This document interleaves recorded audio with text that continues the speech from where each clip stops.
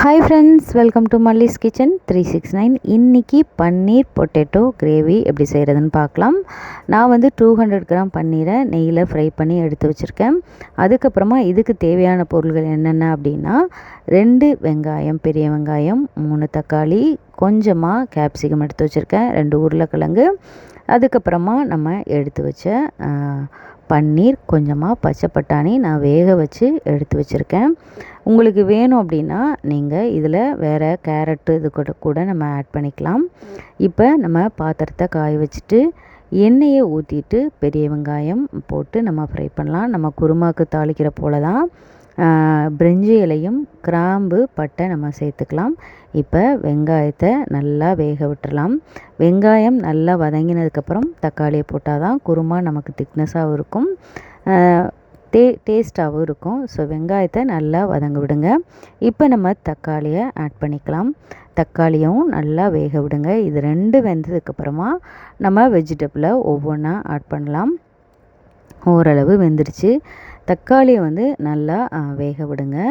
பாருங்கள், இப்போ நல்லா வெந்துருச்சு. நான் வந்து இதுக்கு மசாலா சீரகம், சோம்பு, தேங்காய், சிக்கன் மசாலா, கொஞ்சம் கரம் மசாலா. நீங்கள் சிக்கன் மசாலா போட்டு செய்யும்போது ரொம்பவே டேஸ்ட்டாக இருக்கும், குருமா டிஃப்ரெண்ட்டாகவும் இருக்கும்.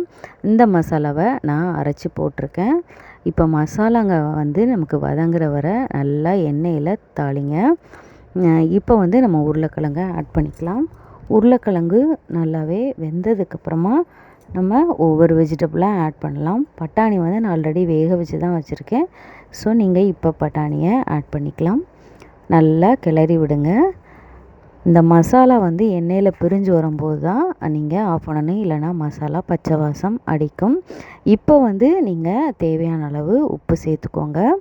நான் பட்டாணிலையும் கொஞ்சம் உப்பு போட்டு தான் வேக வச்சுருக்கேன். ஸோ அதனால் செக் பண்ணிவிட்டு நீங்கள் போட்டுக்கோங்க. உங்களுக்கு தேவையான அளவை நீங்கள் சேர்த்துக்கலாம். இதில் கொஞ்சம் மிளகாத்தூளும் நீங்கள் அந்த மசாலா அரைக்கும் போது ஆட் பண்ணிக்கோங்க. மிளகாத்தூள், மஞ்சத்தூள், சீரகம், சோம்பு, தேங்காய், சிக்கன் மசாலா, கரம் மசாலா, இது தான் நான் அரைச்சி போட்டிருக்கேன். ஸோ ரொம்பவே டேஸ்ட்டாக இருக்கும், டிஃப்ரெண்ட்டாகவும் இருக்கும். உங்களுக்கு தேவையான அளவு நீங்கள் தண்ணி ஊற்றிக்கலாம்.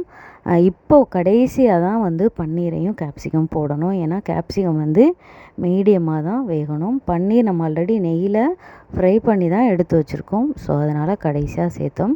நல்லா கொதித்து இப்போ வந்துருச்சு. ஸோ கிரேவி ரெடி ஆயிடுச்சு. இது வந்து சப்பாத்திக்கு ரொம்பவே டேஸ்ட்டாக இருக்கும். நான் வந்து இப்போ சப்பாத்திக்காக தான் இதை பண்ணியிருக்கேன். கண்டிப்பாக இந்த டிஷ்ஷை நீங்கள் ட்ரை பண்ணி பாருங்கள். இந்த வீடியோ உங்களுக்கு பிடிச்சிருக்கும் அப்படின்னா கண்டிப்பாக லைக் அண்ட் ஷேர் பண்ணுங்கள். தேங்க்ஸ் ஃபார் வாட்சிங்.